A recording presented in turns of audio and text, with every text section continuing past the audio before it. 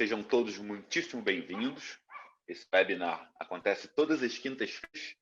É nele que a gente traz aí temáticas relacionadas a questões estruturais no Brasil, né? Unindo aí de escolas de todos os estados brasileiros, né? A gente tem acompanhado e já teve representante de todos os estados brasileiros aqui.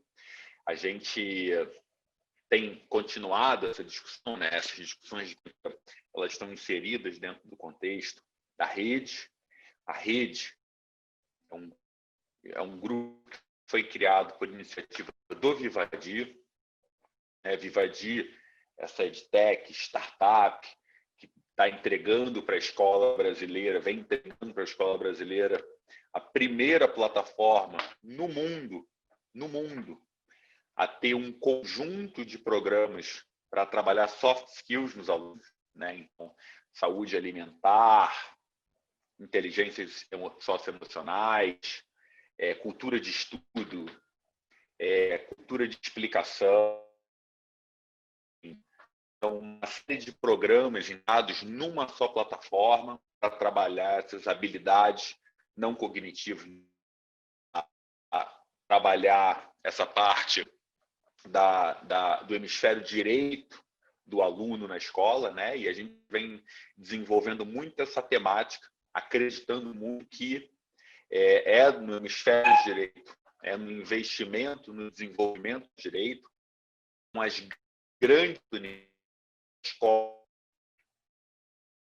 evoluir na narrativa, evoluir na sua proposta de valor e se posicionar de maneira ainda mais marcante perante a sua comunidade, né? Então, o Vivadi, a partir dessa iniciativa de criação da rede, a partir então, da criação da plataforma, cria a rede para que seja um espaço de discussão de temáticas acerca do desenvolvimento do hemisfério direito. Então, o nome aqui é Rede, o hemisfério direito da escola. E a gente vem trazendo aí muita discussão disso, né? Então, acontece nos grupos de WhatsApp, isso acontece, vem acontecendo um produto novo que se lançou, que é o Templo do Gestor, um espaço exclusivamente para formação do gestor de escola no Brasil, formação e informação. Esse espaço não a gente escolheu um outro para isso, que é o Telegram, onde a gente consegue focar nisso daí, né? Então, estamos criando todo um ecossistema em torno disso daí. E eu queria mostrar um pouquinho para vocês o que já rolou aqui, né? Recuperar um pouquinho os temas que já aconteceram, para quem entrou no meio do caminho, para quem está chegando hoje, um público enorme aqui hoje, super feliz com isso eu estou. Já contar um pouquinho do que rolou essa semana, né? Grande lançamento aí do gestor e convidar todos os gestores de escola que estão aqui presentes a fazerem parte desse projeto.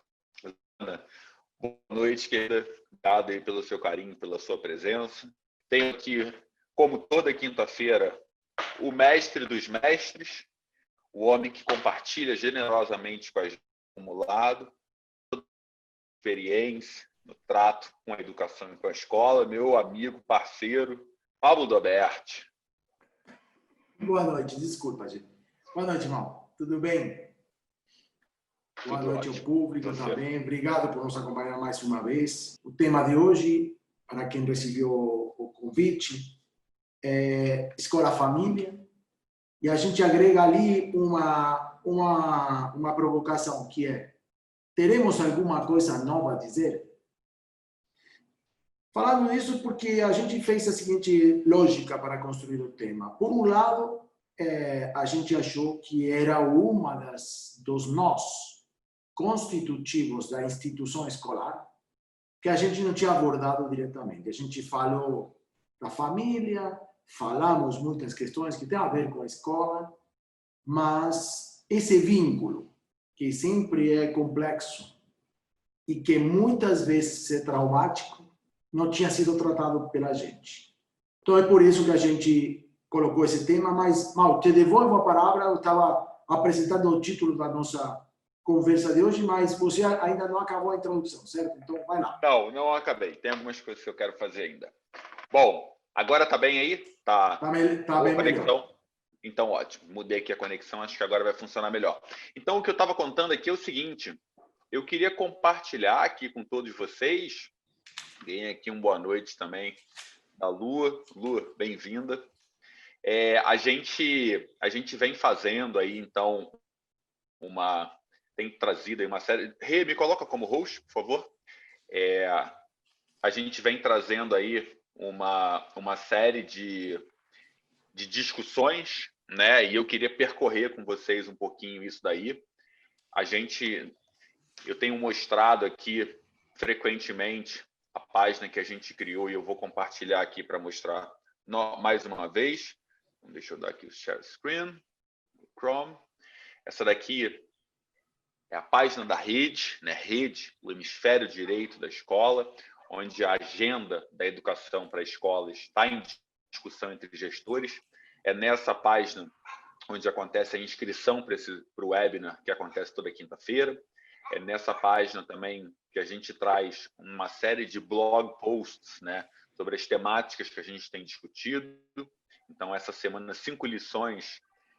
Vou clicar nesse último aqui, que é um dos que mais geraram interação aqui com a gente. 5 lições que os diretores escolares podem aprender com a pandemia, né?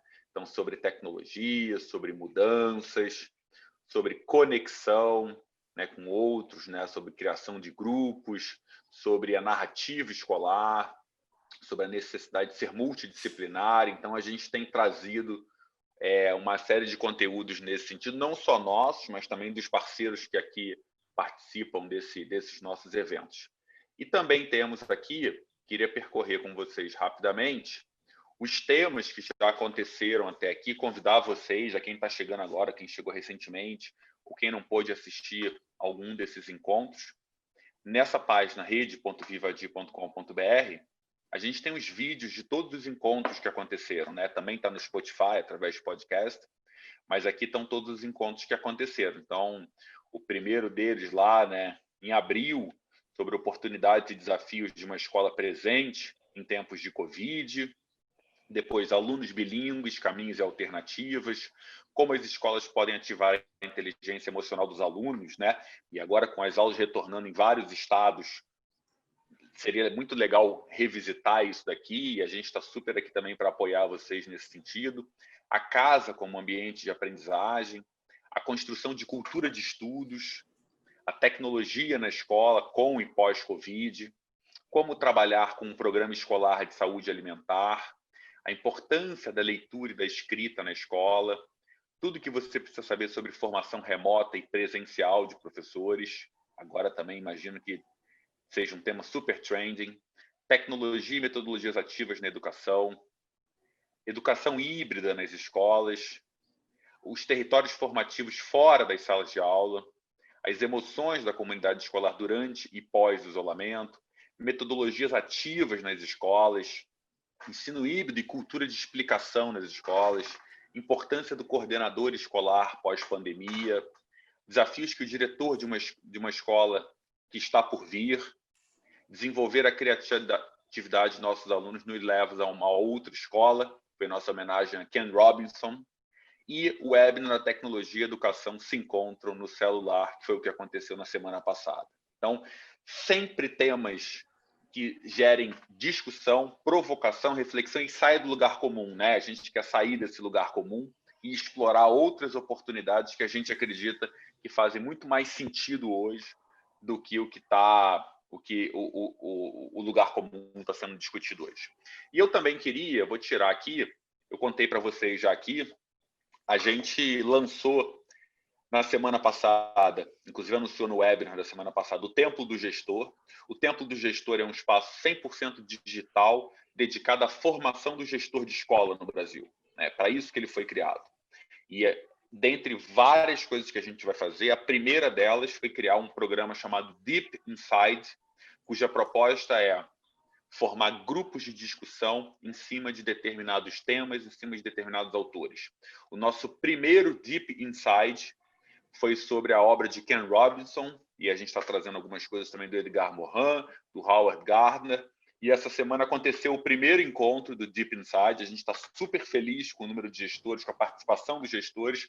E eu vou compartilhar aqui um videozinho de 2 minutos para vocês conhecerem um pouquinho mais sobre o que aconteceu nesse Templo do Gestor, né? E a Rebeca vai compartilhar aqui entre vocês, quem quiser entrar para o Templo do Gestor e fazer parte desse espaço de formação para diretores de escola, é só clicar nesse link, baixar o aplicativo do Telegram, é no Telegram que a gente está fazendo, inclusive ensinando muitos gestores a explorarem o Telegram.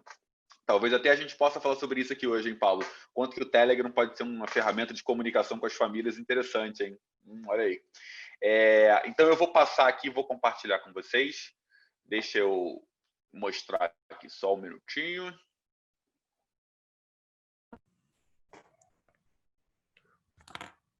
Vou mais uma vez compartilhar minha tela. Cadê o meu vídeo? Tum, tum.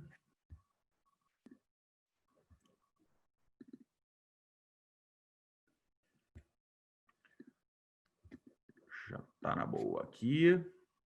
Compartilhar, então, o que aconteceu aí nesse primeiro encontro aí. E ele vai passar pelos 6. Ele sabe que, num momento, vai dizer: eu quero que a criatividade tenha o mesmo status que a alfabetização. Isso está escrito em algum lugar para ele. Mas ele chega suave até aí. A gente não faz nem ideia de como será o mundo nos próximos 5 anos. E a gente deveria preparar os alunos para esse nem ideia de como vai ser o mundo nos próximos 5 anos. E ele diz, não faz nem ideia, ou seja, não tem muita alternativa. Nós sabemos, ninguém sabe. E temos que nos preparar para a nossa...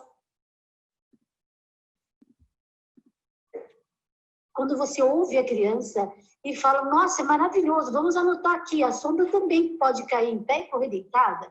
Então, isso não pode se perder. Isso eu acredito como ele, que não pode se perder de jeito nenhum. E é impressionante quantas evidências nós temos dessa criatividade. E eu acho que a briga nossa é lutar contra esses estereótipos que nós não conseguimos avançar muito nessa questão. Porque, para mim, os pais estudaram de uma maneira a ratificar esses estereótipos e você fazer com que eles tenham uma homologia de processos. Numa situação de criatividade, eles não conseguem. E se eles tiveram muito sucesso acadêmico e financeiro, eles querem reproduzir aquilo que eles tiveram. Aí quando você diz assim, não, mas aí vai ter que entrar uma aula de dança por semana, que todo dia não pode. Mas quem disse que não pode? Né? Aonde a gente vai reconfigurar isso na própria crença nossa, do ponto de vista da criatividade, assim, como é que a gente vai levar isso para uma pauta de discussão na escola e defender isso como constituição de sujeito? Bom, isso foi um pouquinho do que rolou no primeiro encontro. O Pablo pode contar mais depois o que ele sentiu com isso. No final, Pablo, vou deixar para você fazer o convite e contar um pouquinho. A Lu, que está aqui com a gente também, se quiser compartilhar aqui no chat como é que foi proveitoso esse encontro, né? Esse foi o primeiro encontro do Deep Inside sobre a obra do Ken Robinson. Eu assisti depois, não pude estar, mas achei sensacional, né? Então fica o convite para todos vocês. Depois você compartilha aqui para todo mundo o link para quem quiser entrar para o Templo do Gestor. Vamos discutir agora um pouquinho essa relação entre escola e família, Pablo? Perfeito, Mal. Vamos lá. Quer que eu comece? Bom, vamos lá. Legal, perfeito. Bom, boa noite de novo. O primeiro que eu quero compartilhar com vocês é o que eu chamaria a maneira de pensar da inovação.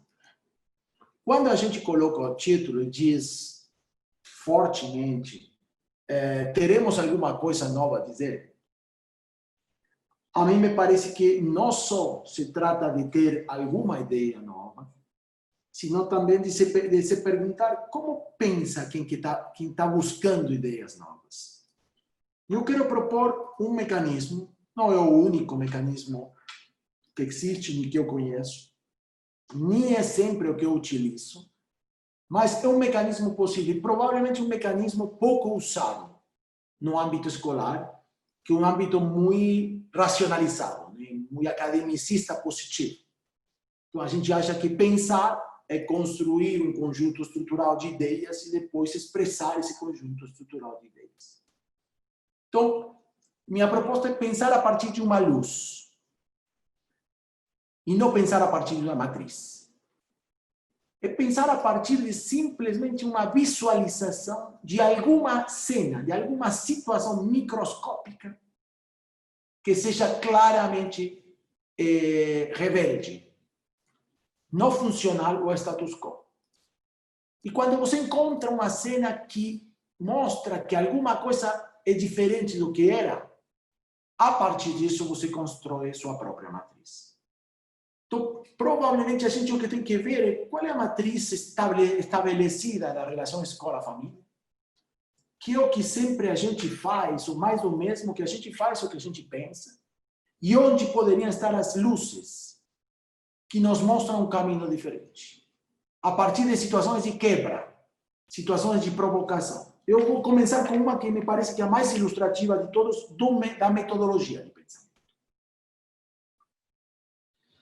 Eu pensava na participação das famílias, né, como problema. Qual que é o que a gente entende por participação das famílias e como a gente faz participar as famílias?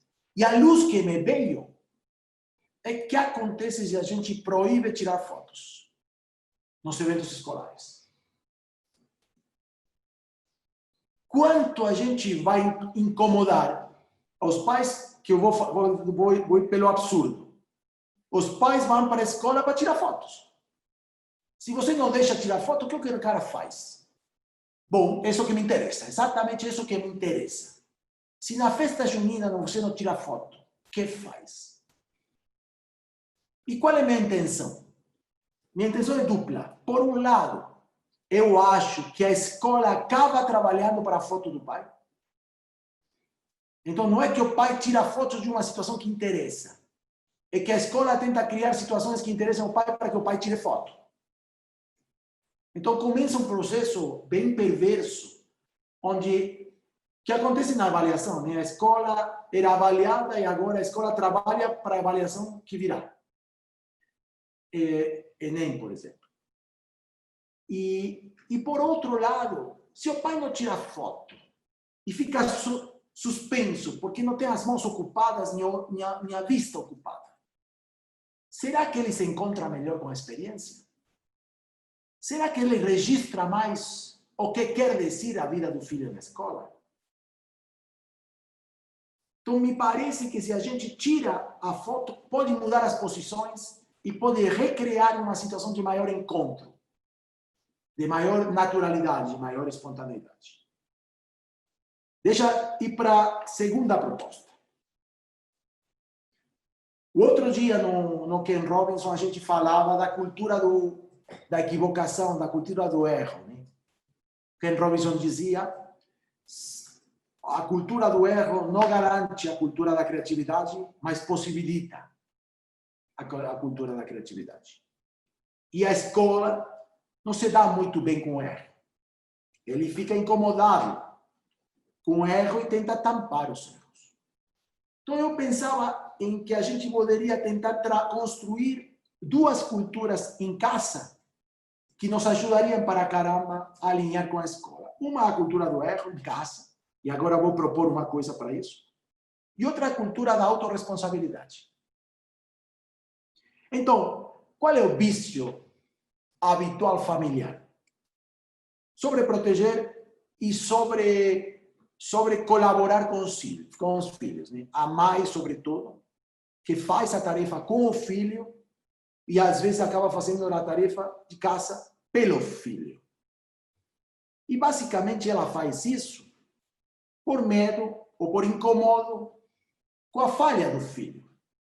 Então ela fala para o filho que tem que fazer a tarefa, senta o filho para fazer a tarefa, contribui com a tarefa do filho, acaba fazendo a tarefa do filho. Tudo isso para que o filho não falhe e chegue na escola dizendo que não fiz a tarefa de casa. Então, para mim, a gente poderia tentar criar o que eu chamaria uma didática da abstinência parental. Vamos ensinar os pais a deixar os filhos errarem? Vamos ensinar os pais a deixar os filhos assumirem suas responsabilidades? Será que isso não contribui mais do que contribui uma mãe sobreprotetora fazendo o que o filho não faz? Porque quando a mãe faz o que o filho não faz o que tinha que fazer, e a escola não sabe que o filho não fez o que não tinha que fazer. Então, vira um mal-entendido, tampado de atuações fora do lugar, que eu acho que a gente tem que cortar. Então, esse é um tipo de didática para pais, de educação para pais, que me interessa para caramba. Então, a gente poderia ajudar os pais a pensar melhor qual é o papel deles e desestereotipar o papel de garantir o acerto do filho e, muito mais, permitir o erro do filho e permitir a percepção da escola do erro do filho e permitir o encontro do filho com seu próprio erro ou com sua própria falha. Legal. Outra. Que tipo de atividades a escola propõe para nós, famílias? Né? Em geral, são atividades de muita passividade para a família. Você vai para ouvir, você vai para tirar foto, você vai para comer. Mas não é muito frequente a família ter protagonismo na interação com a escola. Eu pensava que, eu ouvi algumas escolas que fazem, né? Quando alguém, pai, vai para a escola a falar do que ele adora fazer, é um insumo útil para a escola e um momento fantástico para o pai ou a mãe. Eu ouvi isso muitas vezes e é legal para as crianças, qualquer for a criança, ouvir alguém de fora que vai ter um tom de paixão provavelmente superior à média dos professores. E o cara que vai lá, primeiro, vai falar para as crianças que são colegas de seus filhos, vai falar para seu filho num fórum diferente, e vai falar só do que quer falar, ou seja, do que gosta de fazer. Esse tipo de microexperiências, de iluminação apaixonada, falta na escola. O professor de geografia, mal, não fala com paixão da geografia. É difícil de fazer isso. Ele cansou. Ele entrou na automação de fazer geografia porque faz. Porque ele não está fazendo essa conversa pela primeira vez, nem está seu filho sentado na cadeira.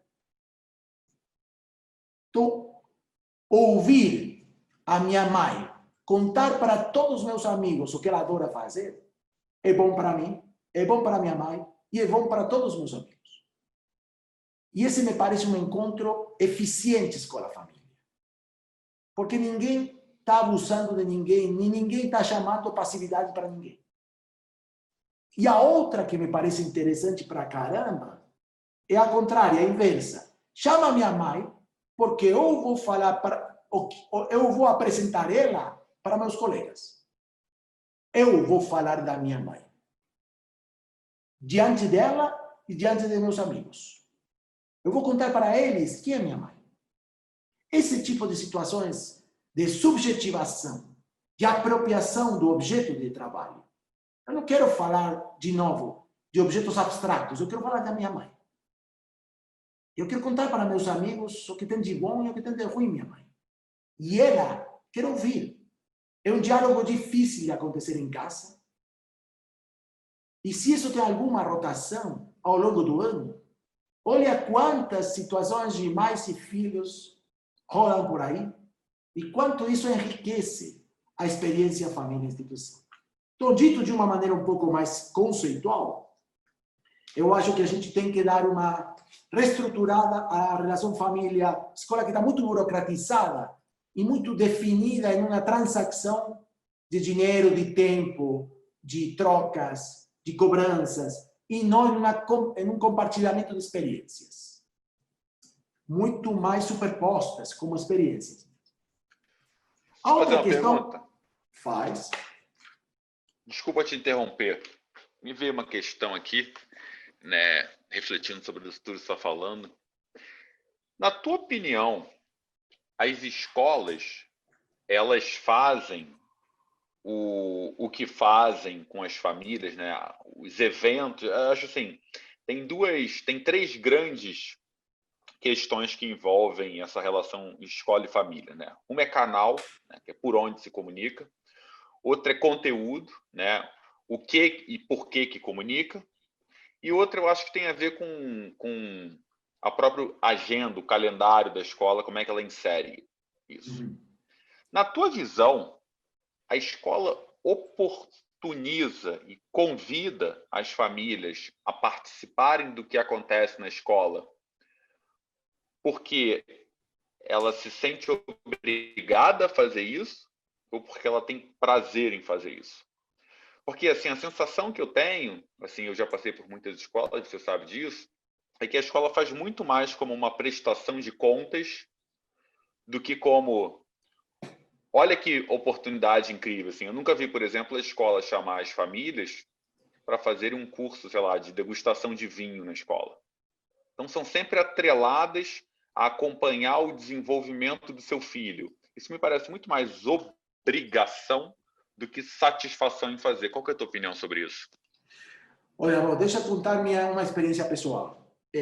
Eu, durante muitos anos, no meu trabalho, eu viajava visitando os países para ver o que estavam sendo as organizações que eu dirigia. Então, eu estava morando no México, por exemplo, eu viajava para a Colômbia. E eu chegava lá para passar 2 dias, e os caras estavam me esperando, claro. E eles faziam tudo aquilo que faz um grupo, uma equipe que te espera. Né? Ou seja, eles queriam que eu fizesse exatamente o que eles queriam que eu fizesse.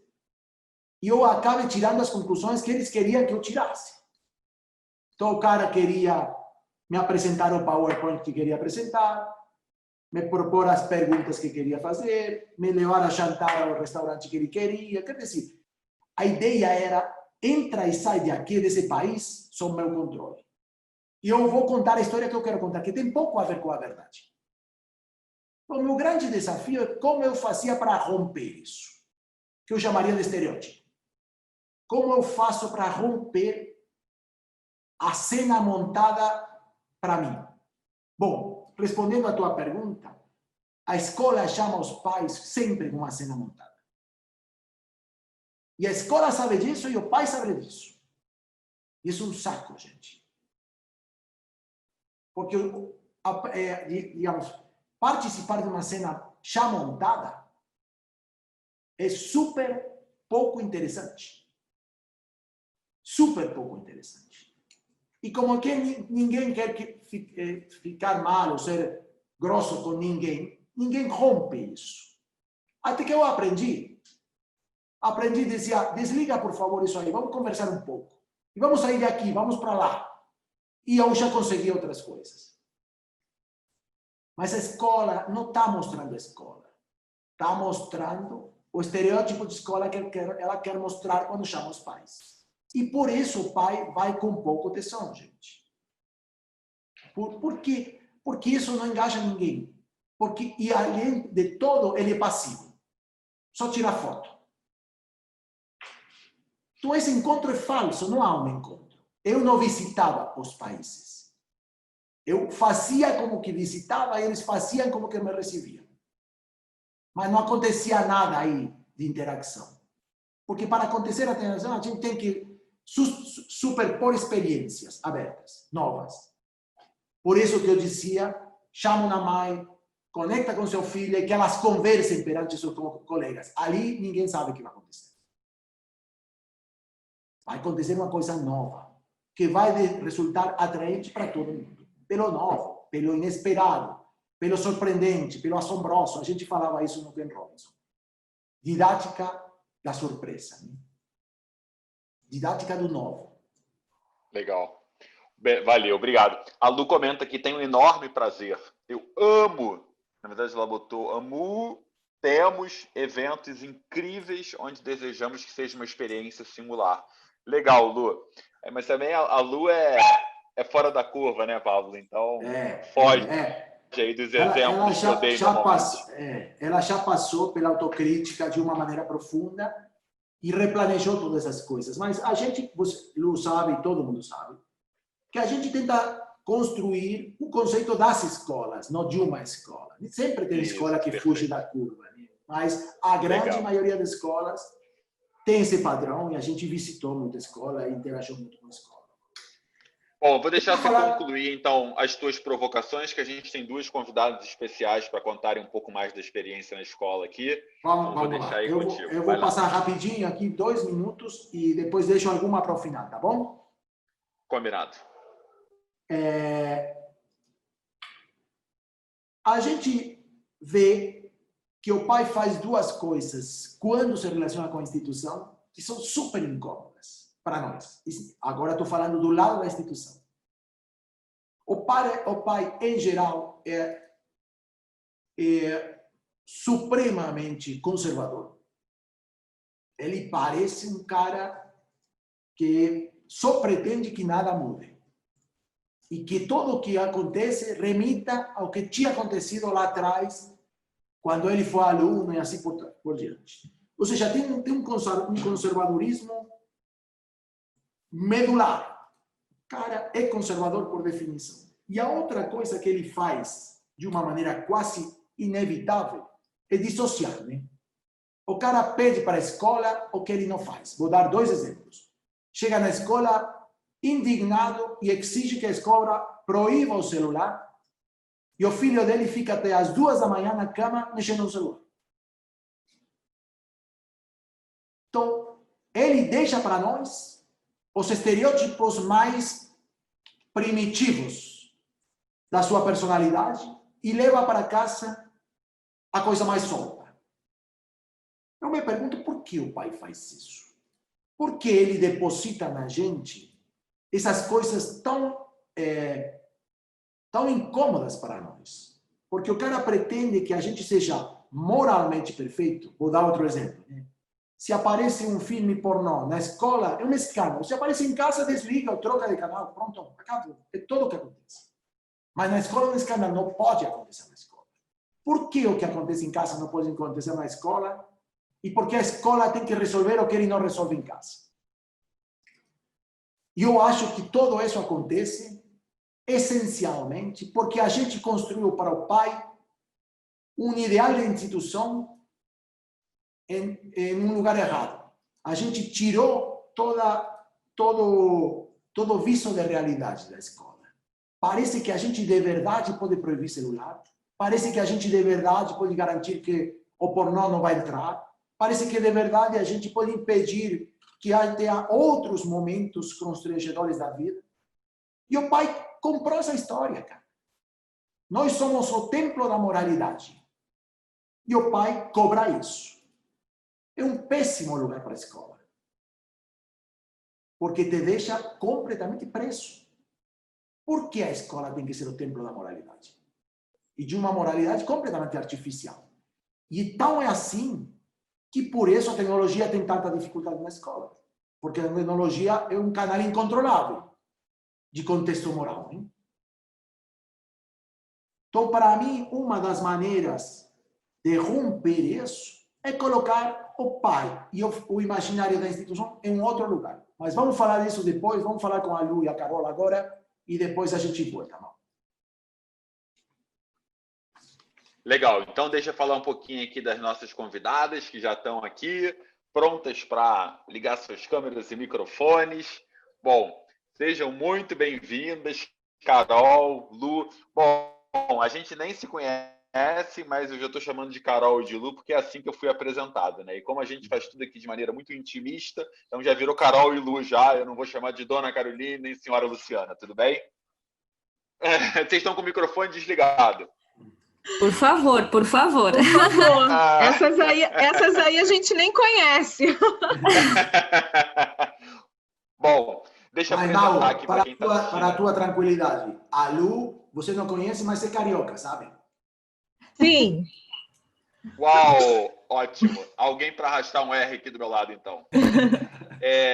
Então, deixa eu apresentar elas aqui, né? A Lu e a Carol trabalham no Colégio Elvira Brandão, em São Paulo, né? A Carol, inclusive, já foi dona de escola também, né? A Lu tem aí uma trajetória também longa por trás.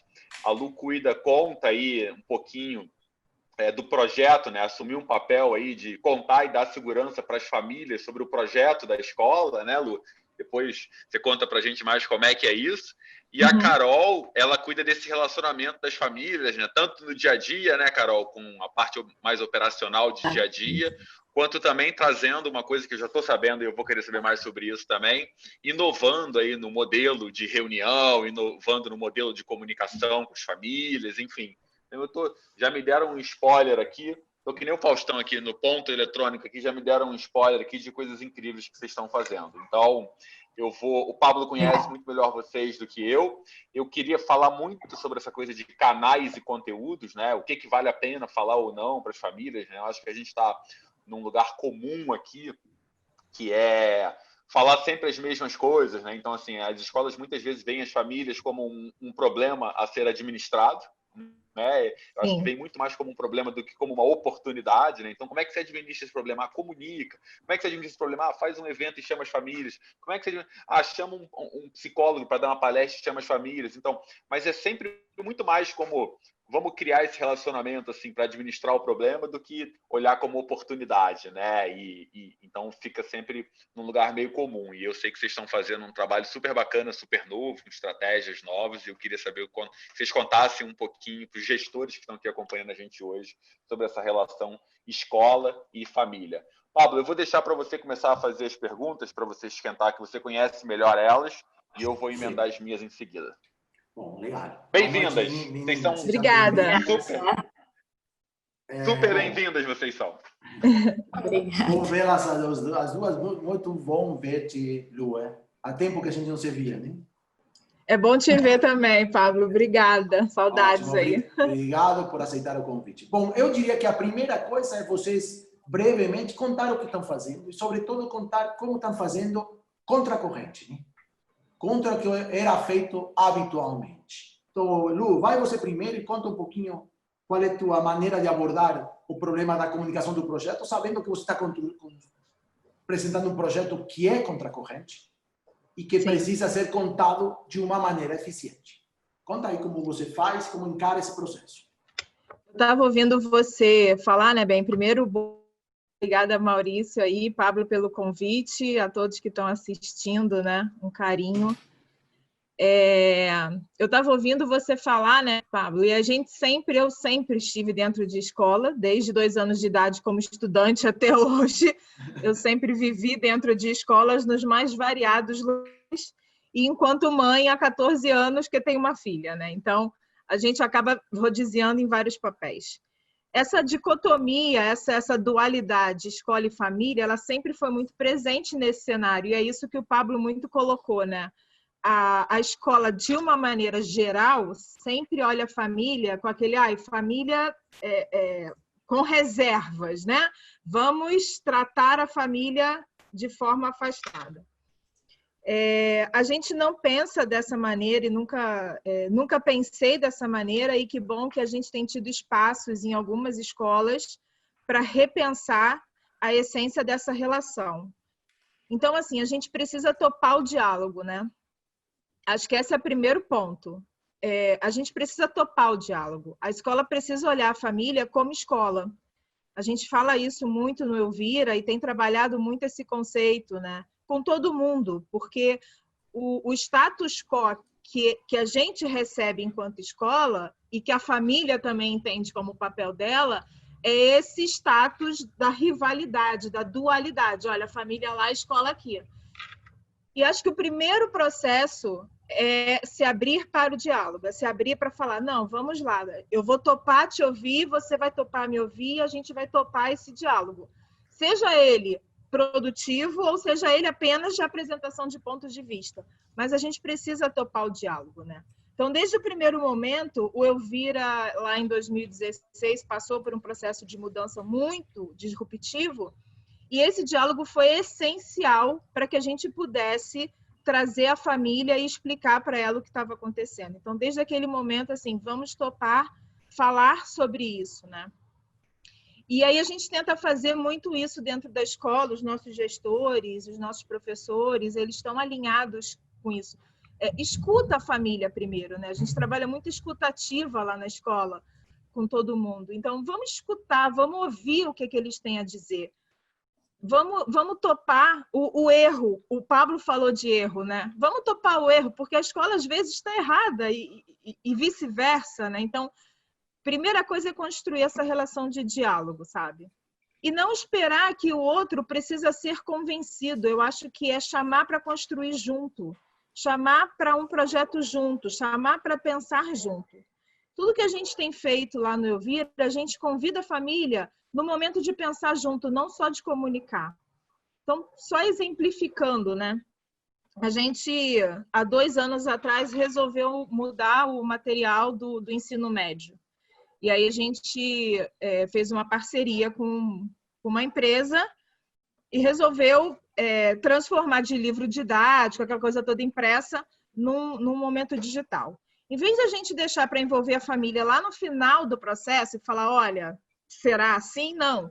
A gente traz a família para o início do processo. Então, no momento que a gente está analisando, está pensando, está conversando, a gente já envolveu ali tanto os estudantes quanto as famílias para começar a pensar junto. E aí, quando veio a notícia de que, olha, vai ser assim, aquilo já estava construído junto, né? Não são as novidades que vão chegando. Esse é um desafio muito grande, né? O Elvira, ele é uma escola que tem um projeto muito inovador de educação. Essa palavra inovador é uma palavra que assusta muito, porque inovador é muito legal, mas não para o meu filho, né? Inovador é muito bom, mas peraí, está fazendo muita inovação para o meu filho, não. Vamos entender isso direito.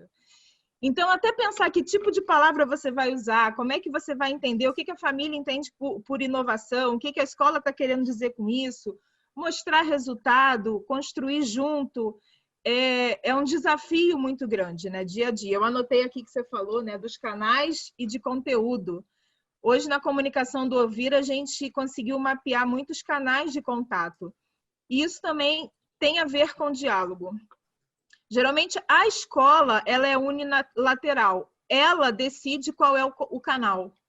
Geralmente, as escolas decidem, o canal vai ser a agenda. O canal vai ser o e-mail. E aí, a escola unilateralmente decide com qual canal ela vai falar com a família. A gente não, a gente fez um movimento inverso. Bem, aonde é que essa família está? Em que redes, em que lugares, em que canais de contato, aonde que essa família está que eu posso chegar até ela. Então, a gente tem um canal oficial que é o aplicativo, mas a gente começou a abrir outros canais também de comunicação com essa família. Então, quando isso mapeado, então quando ele entra lá no sistema para buscar a nota do filho, ali é um canal de comunicação, então eu tenho alguma coisa ali que eu comunico com essa família. Quando ele entra no canal financeiro para baixar o boleto, ali é comunicação, então ali eu tenho um contato com essa família. Quando ele entra no Classroom para pegar a atividade de casa do filho, ali é um canal de comunicação, então ali eu tenho um contato com a família. Então, assim, é você também olhar quais são todos esses pontos de interlocução que você tem para conseguir fazer a sua mensagem chegar, né? Mas deixa a Carol falar um pouquinho aí, depois a gente... Vamos lá, ótimo. Carol, legal, obrigado. Conta as coisas mais incômodas que você vive com as famílias. Deixa a parte linda para outro momento. A gente não tem tempo, não. Então, conta as situações não individuais, sino essas condutas repetidas que deixam o pai num lugar incômodo, que deixam a escola num lugar incômodo, que estruturam um tipo de vínculo que não vai para lugar nenhum. Conta um pouquinho essa experiência que você teve, o que tem. O que a gente fala muito lá, né? Então, na própria área de relacionamento, é que a gente precisa entender as dores, né? Então, muitas vezes os pais trazem pra gente algumas situações e um volume de voz alterado ou de um jeito diferente, onde a gente tem que olhar para aquilo e entender que aquela dor é do pai, né? E nós, enquanto pessoas de relacionamento, temos que nos colocar numa postura de resolver e solucionar ali aquele problema que ele nos trouxe, né? Então, agora, vivendo a pandemia, né, a gente está num contexto muito diferente, onde vários problemas aparecem, né? E vários diálogos conturbados acabam aparecendo também. Então, os pais chegam na escola ali com muito nervosismo ou com algumas coisas incômodas ali e trazem aquilo para toda a equipe.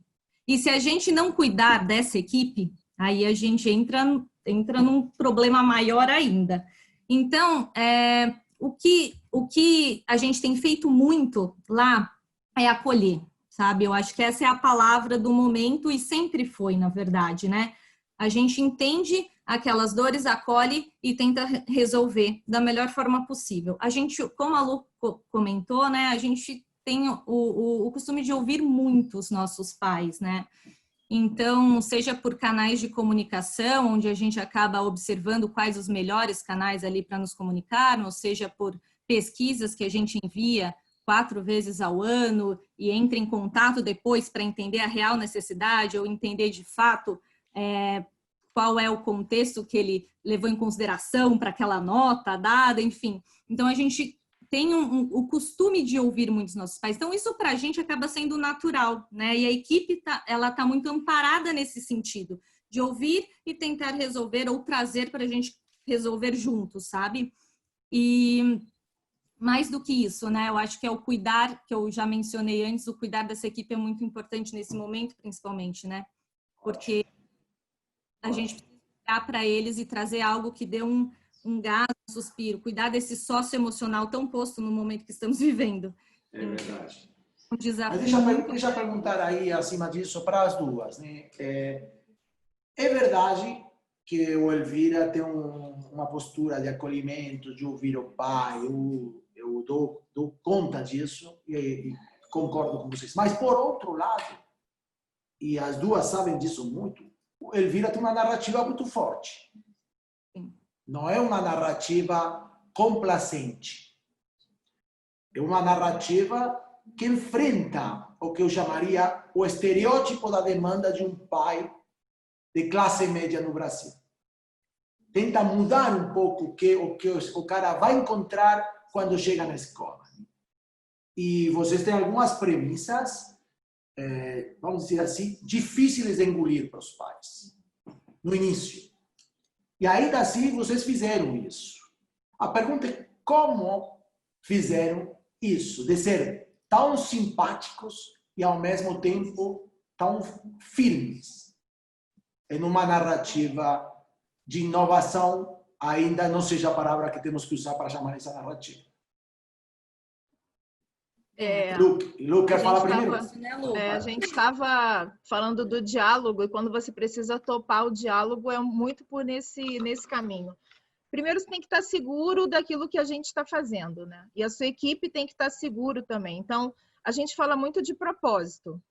Não é o que a gente faz, é por que a gente faz. Qual é o propósito das coisas que a gente está fazendo.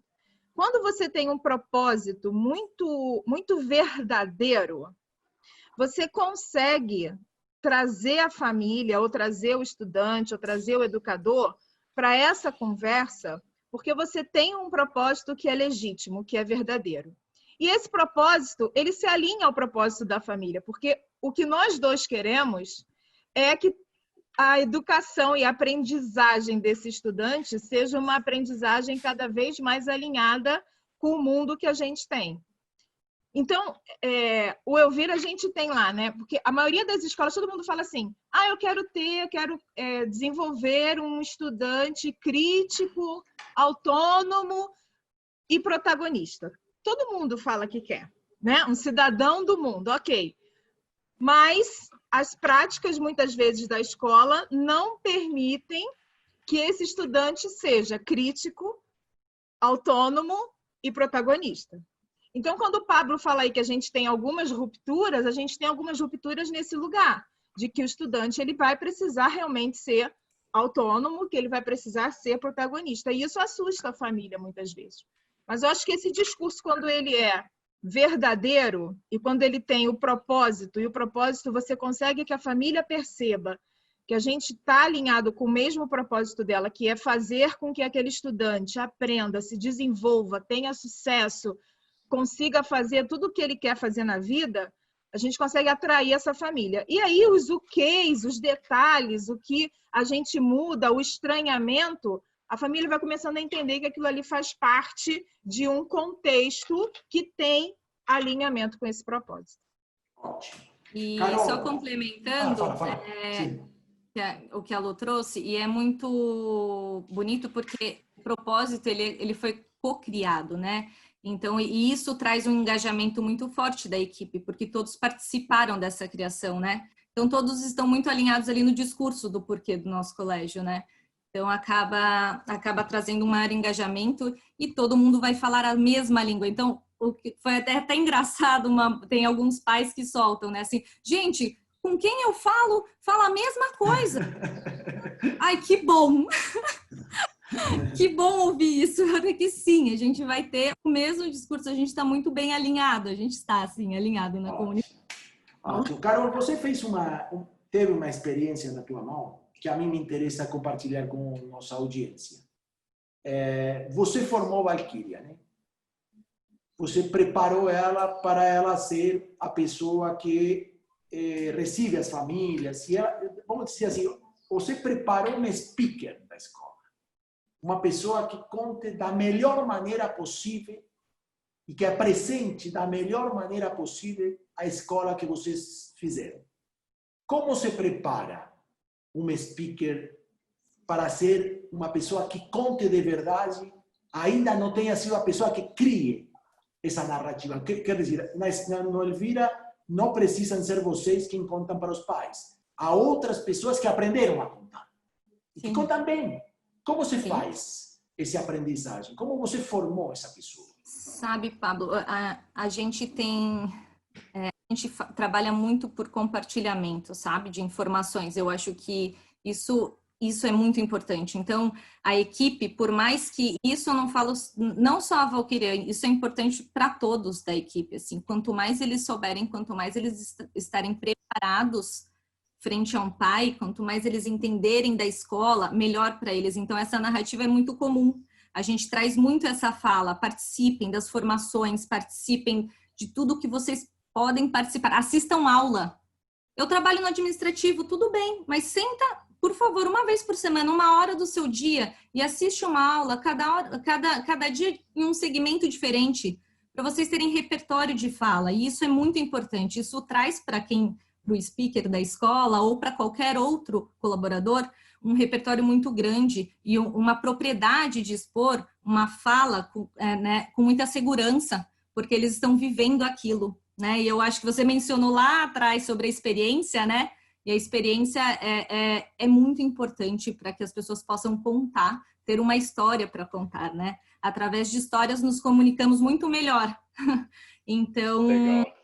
Acho que essa formação, ela se dá lá no início muito nesse formato. A gente precisa que as pessoas façam parte, que elas entendam o porquê. Por que a gente faz o que a gente faz? Por que precisa ser assim? Então, o porquê ele é muito bem falado lá na escola, ele é muito bem comentado em várias perspectivas, em váriros canais e com vários colaboradores. Então, muito legal. Ó, boa, Carol. Bom, eu faço sempre o papel do chato aqui que controla o tempo, né? Agradecer aí enormemente aí o depoimento de vocês.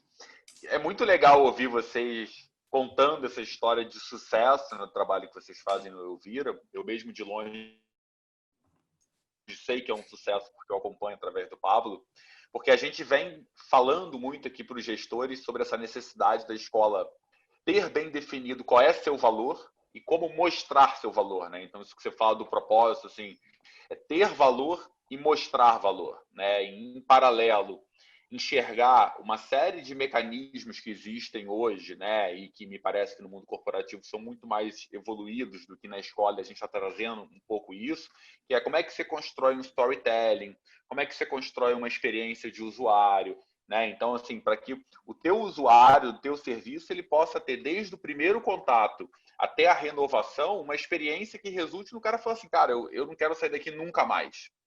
Né? Isso tem muito a ver com a narrativa que você constrói. Né? E a gente, no Vivadi, tem entregue, né, na plataforma que a gente entrega, que tem todos esses programas para desenvolver soft skills, um dos elementos mais importantes que a gente tem desenvolvido é justamente um processo de formação para a escola, né, para o gestor da escola, para a equipe de atendimento da escola, para que a escola tenha essa ferramenta, né, para que a escola saiba como fazer isso. Não é simples fazer isso, né, do dia para a noite que você aprende a fazer isso, e a gente tem investido muito na formação do gestor da escola e da equipe da escola para aprender, primeiro, a definir o valor e, segundo, a mostrar esse valor construindo uma narrativa muito forte, né? A gente acredita que essa narrativa muito forte hoje, ela passa muito por explorar o potencial que o desenvolvimento do hemisfério direito tem, né? Então, essa coisa da inteligência socioemocional, enfim, a qualidade da alimentação, enfim, isso é uma narrativa potente que as escolas estão descobrindo e usando cada vez mais.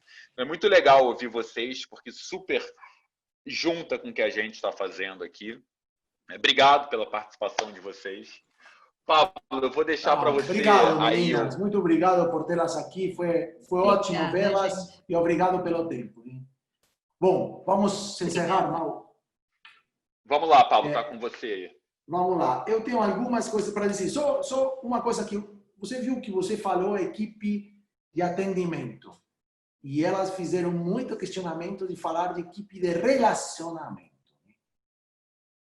E é melhor relacionamento que atendimento, não é? É verdade. É uma palavra com mais corpo, relacionamento, que simplesmente atendimento. Então, nesse tipo de detalhes está o planejamento de uma boa comunicação e de uma boa construção de relacionamento. Bom, deixa eu falar 2 ou 3 coisas que ficaram para mim para o final. A primeira... Pablo, fala. Desculpa te interromper. É só para não deixar passar em branco aqui o comentário que a Zana fez com a entrada da escola nas casas, de uma forma não tão direta. Me parece que as famílias ficam muito mais na defensiva, em fazer com os filhos e mostrar, em parênteses, vaidade, que eles conseguem. Então, imagina aí que você possa desenvolver, e a Márcia também fala aqui que ouvir os anseios dos pais e mostrar quais os objetivos da escola e pensarmos juntos buscando uma educação de excelência. Então, só para... A gente sempre traz aí o comentário de todo mundo e eu não queria deixar passar em branco, mas está com você. Perfeito. Obrigado, Zana. Obrigado, Márcia, sempre pelas contribuições. Né? Bom, vamos lá. Os últimos comentários que eu queria deixar para todos nós. O primeiro é que eu acho que nessa pandemia toda, a instituição escolar acabou se fortalecendo perante a família. A instituição sofre problemas financeiros, sofre os esforços de adaptação às situações novas, mas eu sinto cada dia mais que a escola se fortaleceu perante a sociedade. E exemplo disso é que eu não ouvi falar ninguém nunca de homeschooling. E homeschooling parecia a fórmula da pandemia, não foi? Agora todo mundo vai se acostumar a trabalhar sem escola. Esqueça, cara. Ninguém nem cogitou educar seus filhos por fora da escola. Eventualmente, eles esperam outro tipo de escola, com algum tipo de impacto do que foi aprendido na pandemia, na escola da retomada. Mas é com escola e não sem escola que a vida social sigue. E, para mim, uma verdadeira reafirmação do sentido de nossas instituições. E um baita de apoio, de fortalecimento, diria, da escola como desenho institucional social. Dito isso, é o momento, gente. Porque agora somos insubstituíveis, heróicos, porque o pai sabe o trabalho que a gente faz na pele, e, por outro lado, viramos também, e o que me interessa mais, aprendentes. A gente mostrou que a escola podia não saber e aprendeu. Até pouco tempo atrás, ninguém, socialmente falando, aceitava que uma escola tinha que aprender. Achava que tinha que saber, não aprender. Com a pandemia, ficou evidente que a escola aprendeu. E sabe aprender. Então, me interessa muito isso, porque me parece que estamos perante uma oportunidade de nos transformar sem perder. E você sabe quanto eu bato nessa tecla. Não podemos, não deveríamos voltar da pandemia iguais a como a gente entrou na pandemia. Seria desperdiciar uma oportunidade histórica que não vai voltar. Porque temos todo o vento a nosso favor. Ainda sofrendo as contas, sofrendo para pagar o não sei o que, ou não sei o quanto, temos uma oportunidade histórica de voltar fortalecidos. E deixa eu fechar com isso aqui. A relação família-escola se desorganiza essencialmente porque a narrativa da escola é fraca. E quando a narrativa da escola é fraca, como quando a narrativa dos pais é fraca, o relacionamento pais-filhos se desfaz. Eu não estou dizendo que uma narrativa forte tem que ser uma narrativa impositiva, mas tem que ser forte, tem que ser clara, tem que ter proposta, tem que ter propósito, como diziam as meninas. Precisamos de uma renovada narrativa firme, convencida do que fala, para reorganizar a relação escola-família. Uma boa narrativa coloca as coisas no seu lugar. E uma narrativa segura é uma narrativa que impõe alguma lei. E é lógico que nós, instituições, temos direito a impor algumas leis. E que o pai que coloca seu filho ali tem que aceitar nossas leis. Senão, todo se desnaturaliza. Quando a escola fragiliza suas convicções e comunica mal essas convicções, o pai cresce no pior sentido do crescimento. E vira um questionador absolutamente inconsistente de coisas que não sabe. Então, é o momento de fortalecer nossa narrativa e é o momento de transformar nossa proposta. Com essas duas coisas, a gente pode ter uma escola impensável antes da pandemia. Super fortalecida, super renovada e com um futuro muito mais promissor do que tínhamos em março de 2020. É por aí, meu amigo. Bom, belo encerramento. Eu vou até pegar isso depois, virar um postzinho para a gente compartilhar no grupo, porque você foi cirúrgico na sua fala. Bom, gente, Pablo, obrigado. Queria agradecer a todo mundo que esteve com a gente aqui essa noite, depois dessa fala do Pablo, que fique aí como reflexão para todo mundo. Obrigado aí pela presença de todo mundo que esteve aí com a gente hoje. A gente tem, toda quinta-feira, esse webinar acontece. Toda quinta-feira a gente traz essa discussão exatamente nesse caráter de provocação, pessoas que estão fazendo de uma forma diferente, é sair do lugar comum, né? No início eu mostrei lá na página da rede todos os eventos que já aconteceram. Toda quinta-feira tem evento. Ao longo da semana nos grupos da rede a gente compartilha conteúdo e oportunidades. E temos também o Templo do Gestor, né? No Templo do Gestor a gente está oferecendo cursos e situações formativas para gestores de escolas, né? Começamos com o Deep Inside, mergulhando na obra do Ken Robinson. No início eu falei sobre isso. Se você quiser saber mais sobre o Templo do Gestor, eu estou compartilhando. Se tiver interesse em fazer parte do Templo do Gestor, eu estou compartilhando aqui no chat novamente o link, né? Se você clicar nesse link, baixar o Telegram, você já está dentro do Templo do Gestor e faz parte das oportunidades formativas que acontecem lá. A primeira delas é mergulhar na obra do Ken Robinson, que possa inspirar vocês. Uma excelente noite para todo mundo. Pablo, meu amigo, obrigado. Minhas noites de quinta-feira são melhores com você. Obrigadão. É recíproco, meu cara. Boa noite para todo mundo. Se cuidem. Saúde para vocês. E até a próxima. Tchau.